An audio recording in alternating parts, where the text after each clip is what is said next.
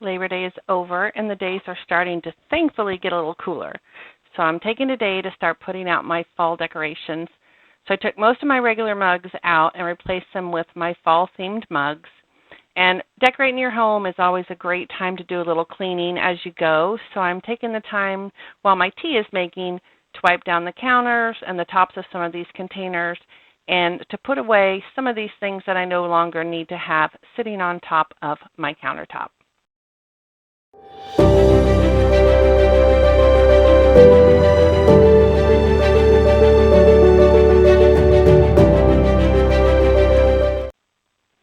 Welcome everyone to Harvest Moon Farm. If you're new here, my name is Mickey, and on this channel we focus on all things homesteading. So I do a lot of cooking and baking, I do gardening, we do all sorts of food preservation, and we take care of our animals. Right now we have laying hens, we have meat chickens, we have 3 little ducks, and we have 4 Nigerian dwarf goats. Our 2 oldest females we're hoping to breed this fall. So this room that we're in right now is one of our guest bathrooms. And so I'm just taking down the shower curtain that I have during the main part of the year, and I'm just going to fold it up and put it in the linen closet there. And I've swapped it out with this cute little Snoopy fall-themed shower curtain. I also pulled the normal bath mat that I have there and have a matching Snoopy bath mat to go with that set. So I'm going to put this in the closet. My granddaughter's upset because she wants to use it as a blanket. But I also like to, during the holidays, swap out any kind of scent item that I have in the room. So I've got some of those Bath & Body Works little plug-ins. And so I'm bringing in a fall-scented bathroom spray and also a fall scent for my plug-ins.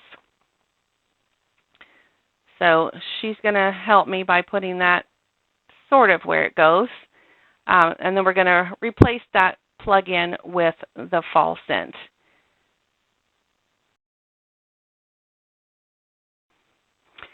So the things that I normally keep on this bathroom counter, I'm just going to stick in that little cabinet under the sink. And so we put out a fall candle and that little basket with some fall flowers in it. We've replaced the plug-in, and now I'm just going to get a rag and just kind of wipe down the sink and the counter. The mirror gets a little bit of oil from the plug-in, so I'm just going to take a little bit of time and wipe everything down before we finish this with this room, just like I did with the coffee pantry area. And then here is a little shot of how everything looks after we've got it all swapped out. This room is long and narrow, so it's kind of hard to see the whole thing. So there are the little items that we stuck out for fall.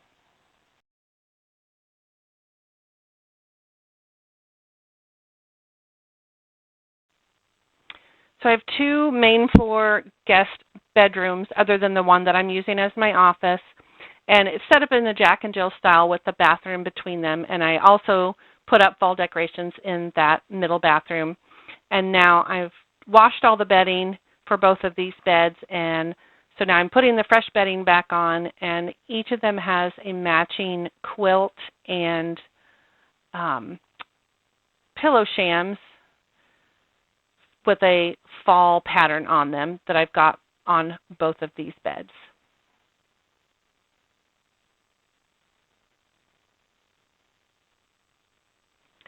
And on this day, I went out to the garden and I picked one of the last things that's left, which is my celery.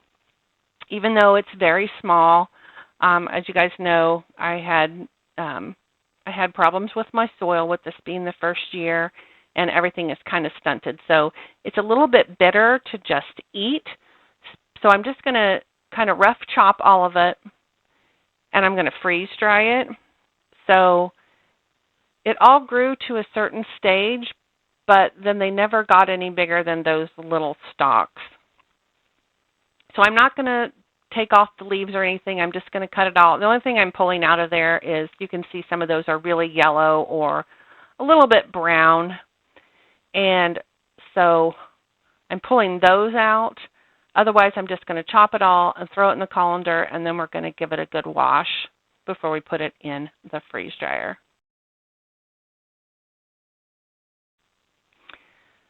So now that I've got all that washed off really well and drained, I'm going to go ahead and start filling all of my freeze dryer trays. I have the Harvest Right medium dryer. I could go ahead and link that in the description box below if you guys are unfamiliar with what those look like or the pricing or anything like that. Sometimes I wish I'd gotten the larger one, which has, I think, 5 trays. There's several different sizes, and recently they've come out with a new, I think they called it a premium or a pro, something like that, but they've got some different features to them. But right now I'm pretty happy with the one I have for just my husband and I. Even with everything that I do, I think this size is probably good. So I'm still picking out some of the more yellow or brown leaves as I go through that. So once those trays are loaded, and they are pretty full, I take them down into my basement, which is where I have my freeze dryer. It's cool down there, and it's someplace out of the way where I don't have to worry about kids touching things they shouldn't be touching. So I'm going to go ahead and load this up and get it started. And because these are loaded pretty thickly, it's probably going to take a good 18 to 20 or 22 hours to get all of these dried really well.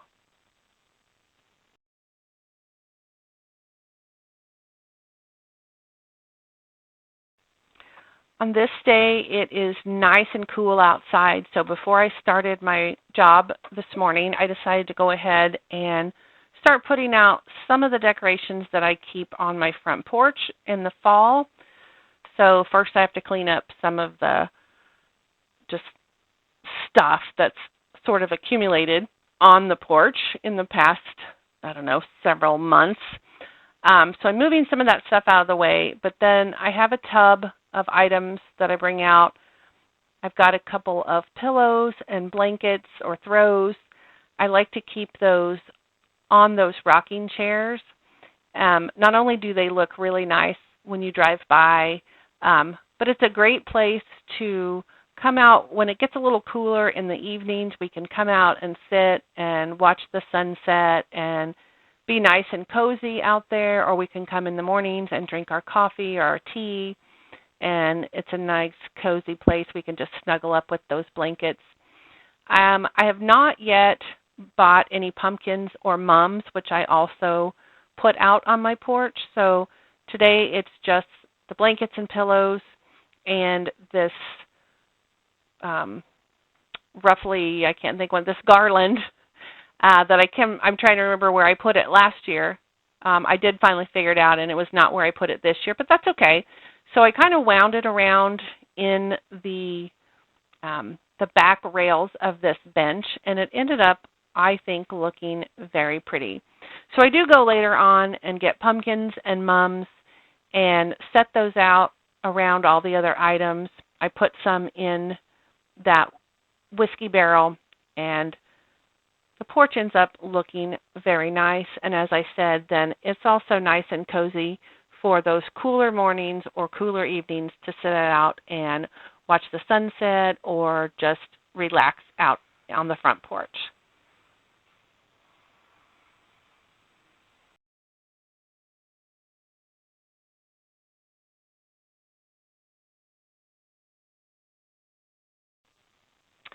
And then I finally decided I need to get my office cleaned up a little bit. So during my lunch hour on this day, I am putting together this shelving unit that I bought so that I can organize. I can use it to store and organize all of my camera equipment, my batteries, my chargers, all of that sort of thing, my tripods that I use to run my YouTube channel. So for some reason I struggled a little bit with this shelf today. It's not usually this difficult, but the clips that hold the legs where they're supposed to be were sort of loose and I was struggling with them. So I did finally get it all together, and then I started just gathering up all of the equipment that needs to be put on this shelf. I also bought a package of shelf liners, so they're kind of a thicker vinyl or plastic, I'm not sure, so that you can put things on those wire shelves and they don't fall through.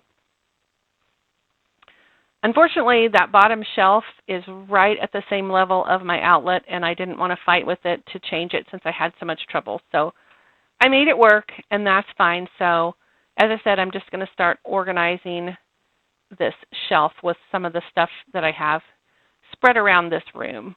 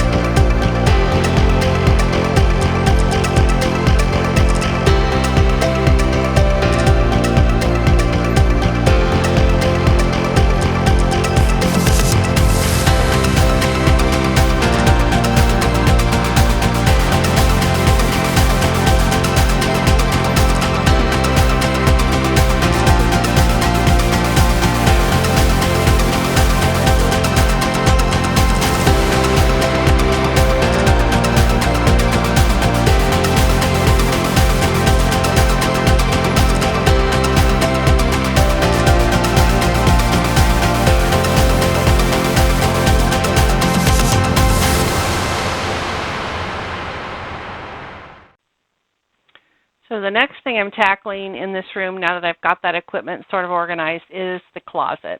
The closet's been a mess pretty much since I moved in. There's just a bunch of random stuff that I just kind of flung in there so it would be out of my way. So I have boxes from my work monitors and my docking station, and I'm keeping those. I don't know if I need to use them to return equipment if I have to swap things out at any point, but I'm keeping it just in case until I know for sure. I also have, that top shelf has notepads and notebooks and binders. Some of it's empty. It's just stuff that I've kept that I had, and obviously paper is expensive. I don't want to throw it away. But some of it I have notes from various projects or trainings that I did at my last job that I want to hang on to. And when we first moved in here, I bought some organizers for those metal closet shelves, but I've never used them. And so finally today I decided I'm going to go ahead and pull those out and use them.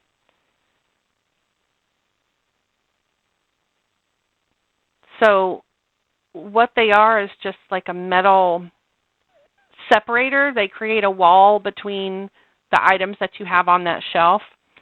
So I've started putting those up on that shelf, and they just stand up, and then I use those to help organize all of the notebooks and other items that I have on that shelf. So it made a huge difference. It ended up looking really nice. The room still needs a lot of work, but I'm pretty happy with the progress that I made just during my lunch hour on this day. And so I still, as I said, I've got stacks of paper on the other side of my office that I need to go through, recipes and notes and all these different things. And so when I have maybe another lunch hour, I'll hopefully have time to go through and finish up those items. I have a hand crocheted tablecloth that I made, I don't know, maybe 8 or 10 years ago now. And I had it covered with just a clear plastic tablecloth, but my cat was getting up on the table and getting her claws stuck in it and had ripped a bunch of holes in that cover. So I threw it away. I found some on Amazon. They were like $10 or something like that. So I went ahead and ordered 3 of them so that I would have extras if I need them, or I guess I should say when I need them, because I'm sure she'll do it again. But then I went ahead and washed this tablecloth as well. It had some where the cat had poked through, it had some little spots on it, so I wanted to try and get it nice and clean. This was a lot of work, so I want to make sure that it stays nice. I wish I knew how many hours of crocheting that was, but I guess it doesn't really matter. But it looks really pretty on the table. So I put that plastic tablecloth cover over it, and now I'm just putting my little fall decorations that I had back on the table. And I think it looks really pretty with the tablecloth and the little decorative items that I put on here. I kind of change it up every year. I always think I'm going to do the same thing, but then I can't remember exactly what I did. So it ends up getting changed up a little bit. So I have these placemats that I'm just going to throw out. I only have 6 of them, so it doesn't work as well when there's all 8 chairs at the table, but it still ends up looking really nice and very fallish. This morning, once I got out of the shower, before I went and logged on for my work day, I pulled the celery out of the freeze dryer, and it did take a good maybe 22 to 24 hours, but they are nice and dry now. So I'm just loading all those dried leaves and stalks into my blender, and I'm going to blend these down into a powder. I put too much in there, so I'm struggling a little bit. I'm going to blend these into a powder. There we go. And then I'm just going to add some salt. And now I have a batch of homemade celery salt that I can use through this fall and winter and spring until I have celery again next year.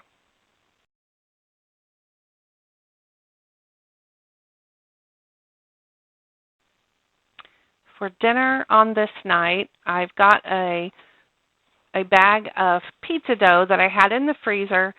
I pulled it out a couple of days ago and put it in the refrigerator so it could start to thaw. And so now I'm just going to pull it out to use for tonight's dinner. I really love having frozen pizza dough that I can just pull out, thaw, and use it to make whatever type of pizza item that I want. So you can see I was struggling a little bit getting that dough out of there, but when I turned the bag inside out, it kind of fell out, and so that worked out well. So what I'm actually going to make tonight is not a regular pizza. Pizza Hut used to have a product that they called pizzones. I don't know if any of you remember those. I just absolutely love them. Technically, it's just a calzone, but I loved them. And so I took the ball of dough that I took out of the freezer, or out of that baggie, and cut it in 2, and I'm trying to just roll it out. I didn't do a great job of rolling it into a circle, but that's okay. It'll still taste good. So I'm rolling out this first one, and I'm going to add the toppings in this one for my husband. So with the sauce, I'm just going to spread it over the entire piece of dough. My husband doesn't like his as saucy as I do. That's why I'm making each one for, making one for each of us rather than just making 2 and we'll just split them. I typically will add additional toppings to his as well, but on this day, all I had was pepperoni, so that's what we each got. So I didn't have a lot of mozzarella cheese, so I'm starting with a handful of shredded cheddar, which, cheese. I love cheese, so it doesn't really matter to me what cheese it is. But then I added some of the mozzarella, topped it with pepperoni. I only put the pepperoni on 1/2 of the circle, and then I put a little shredded parm on top of that, and then folded it over.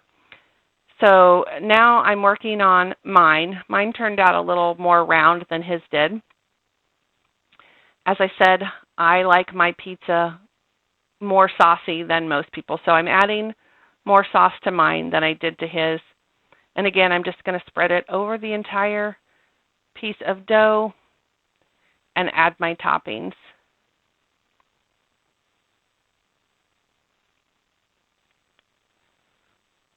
So once I get all the sauce on there, then again, I'm going to start with a handful of the shredded cheddar cheese. And I probably put more cheese on mine than my husband's as well because I like things cheesy. So I'm going to spread that out. I added the mozzarella, and then you can see there, well, I snacked on one, but you can see there I'm just putting the pepperoni on half of it, and that just made it easier to fold the crust, the dough in half without losing all of the toppings.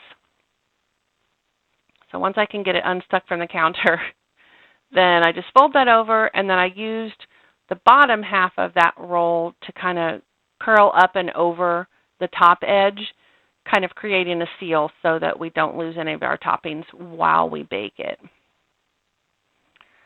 So one of the things that I really loved about the pizzone was the extra flavor that it had on the crust. So I melted some butter, and then I added some garlic-infused olive oil. And I'm just going to brush that onto both of these calzones or pizzones or whatever you want to call them.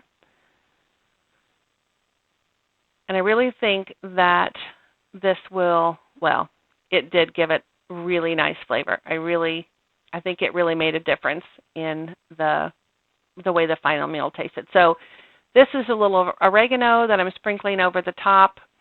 The butter will help it stick to the top or to the pizza a little bit better.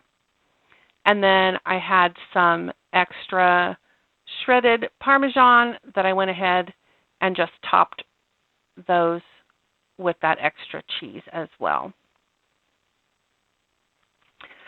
And then I have 2 pizza stones that I've had preheating in the oven while I was working on putting these together. I had it on a 450-degree oven. Actually, that's not true. I had it on a 500-degree oven, and I turned it down to 450 when I started baking them. So you can see these are squishing up just a little bit when I tried to pick them up, even though I used the biggest spatula or pancake turner, whatever you want to call that, the biggest one that I had. But once I laid it out on that hot stone and pulled the pancake turner out from under the pizzone or the calzone, it stretched it back out again. So it worked out nicely. So I have one round stone and one rectangular stone. And by preheating those stones before you cook your pizza, when you put it down, it starts cooking the bottom of the crust. So that kind of helps ensure that the bottom crust is done as well as the top crust. So there's how they looked coming out of the oven. And as I said, they were absolutely delicious. All right, so it is Sunday morning, and my son is coming over today. My youngest son and his daughter are coming over today. He's going to be doing some work in my backyard. And, I don't know, a couple of weeks ago, he mentioned that he loved blueberry muffins. So I decided I was going to go ahead and make some for him for breakfast. So these turned out really good, but not as good as the last batch that I made. And I was thinking about it, and I think the last time I must have used a recipe that used sourdough because I just felt like they didn't have as strong of a flavor as the last batch. So we started out with some butter and sugar in the mixer, and we creamed all that together, and then we added in a couple of eggs and mixed both of those in.